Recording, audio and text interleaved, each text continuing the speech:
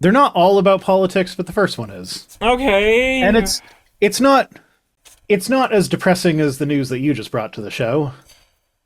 That feels But it's just great. it's mostly just stupid. It's mostly just really dumb.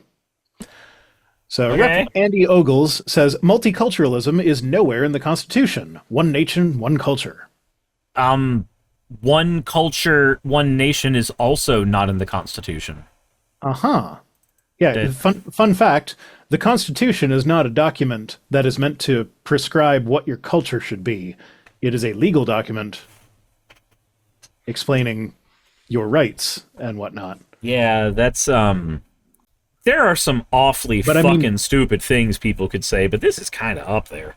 Now, you can say the Constitution is an integral part of the culture or whatever. I could see an argument for that, in which case I would merely point to the First Amendment, which freedom of expression, freedom of association, Yeah? that's culture. And it says you are free to do what you want with that. It does not prescribe anything for that. So if we're going to take any sort of statement from the Constitution to be about what you have to do with your culture, it is in fact multiculturalism. Can I associate Trump with pedophilia? We already, yeah, I associate him with pedophilia. That's great. I'm happy. That makes me happy. I'm glad. That's the one thing I got to take from this. You sound happy. I know, right? You I sound really joyful. like nothing in my life can or has ever gone wrong. And that's just great. That's just fantastic. You have no idea. Did you know that the quartering just got unbanned from Magic the Gathering events, and now he is making Magic the Gathering content on his Magic the Gathering channel again? Because I got to be made aware of that, so that's fun. Why would anyone unban him? Because there's some people that believe that lifelong bans shouldn't be a thing because people can change. Okay. Jeremy has not changed. So- She has gotten worse. Yeah, I was gonna say. So make a thing where like it's a lifelong ban with the possibility of parole, but you have to actually show that you have changed in order to have it rescinded. Or you could do a thing like where is it? I think it's Finland that has like the really progressive prison system. Is it Finland? I thought it was the Netherlands. Maybe it's the Netherlands. I don't know.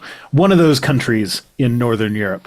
But they do not do life sentences. The maximum sentence you can get is 21 years.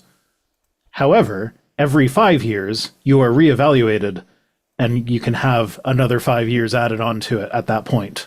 So, like, they have a guy who is in prison right now who he was a right-wing extremist who killed like 70 people in one day, many of them children, and he is currently in their prison system with a 21-year sentence.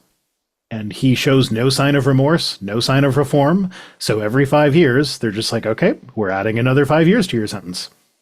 You know, I don't hate that, but at the same time, there is a Hydrate stop. worry that I would have of abuse of power of a system like that. Well, so the reason this is fresh on my mind is because I saw a video about it, and one of the points that the guy made in the video is that the prison system that they have will only work in the society that they have built. Yeah, because if you do that in America where we have a corrupt prison system, you're just going to have people who go, yep, he's black enough, and then just keep them in the prison system for as long as humanly possible. No, I don't think that's so. There would have to be a lot of changes made to the American prison system before it would be even remotely close to what they have. But I would think that the abuse would be more likely to go in the other direction, where now we're letting people out on the streets too early. I don't know. Yeah, I don't know. Maybe it's a bit pearl clutchy, because I see a system like that and I'm like, but then we let all of the January 6 people out, though, so our system's not much fucking better. Yeah.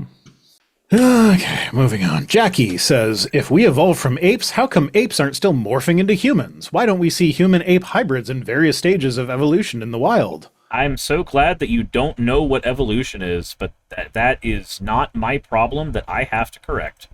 Counterpoint, though. Have you seen Ken Ham? You're not wrong. Like, I have always found it, like, even when I was a Christian, I found it amusing that, like, he looks like the missing link. Like, I've seen people, like, I wasn't the one to do this first. I saw this way back when I was a Christian. Someone put together an image of, like, a chimp on one side and Ken Ham on the other, and, like, various stages of the chimp morphing into Ken Ham all throughout the middle, and it was just perfect. Or no, it wasn't that. It was Ken Ham was in the middle, and it was like another guy on the right. And so like Ken Ham was the midpoint between the chimp and the human. That tracks. I think I've seen that one as well, because I know that early on when I was doing the, just not fully into politics, but just the atheist YouTube stuff, I do remember making the Ken Ham joke more than once for a guy that doesn't like evolution. Sure fucking looked like the missing link. Yeah. But also, like, a more appropriate response to this would be like, well, how come your cousins aren't currently morphing into you? It's like, we are cousins to the chimp. Glad you don't understand evolution. Evolution's not linear. It's messy. That it is. John Elder says, if your pastor isn't teaching you that the rapture is real, a third temple will be built in Jerusalem, the tribulation is a real event, and that there will be a 1,000-year reign under Jesus on earth, then you need to find a new church. Counterpoint, no. Well, I mean, my pastor's not teaching me that because I don't go to church. I don't have a pastor. Yeah, that's why my counterpoint is no. Don't have a pastor to teach me shit. Nor do I need one. This belief is actually a very dangerous one, like very, very dangerous belief. The fucking end times shit? Yeah, it's not just that it's the end times shit. So this is what prompted me to make the video that I'm putting out this week, is that Israel is being all genocidal, and they're starting wars with Iran. And then that news article came out that was saying, like, the American military leaders were saying we're ushering in Armageddon or whatever. So I started looking into the history of it, and basically, like, long story short, Israel, the way we know it today, would not exist if it wasn't for the actions of Christians who were actively trying to bring about the end of the world. Correct. The nation of Israel owes its existence to Christian Zionism, that they think that Israel controlling the Middle East is step one in getting Jesus to come back. And along with, like, so much anti-Semitism in the past, like they would do the things that the Jewish people were advocating for. Well, not all of them. It was a mixed bag or whatever. But like the Jewish Zionists were advocating for, the Christians would do that with very anti-Semitic motivation. It's a lot like Nazi Germany, giving many Jewish people the jobs of being bankers, while at the same time having an entire narrative about Jewish money men and why they need to be killed. Like it sounds like that kind of shit. Well, one of the big arguments for giving them Palestine was after World War II, there's so many of these Jewish refugees and they need somewhere to go. They can't go back to where they came from because those places are still too anti-Semitic. But then the Americans were like, well, okay, but we do want them to go somewhere safe, but not here, because we are also anti-Semitic. So let's just make a little country for them here. And notably absent from the conversation were the voices of the people who already lived there.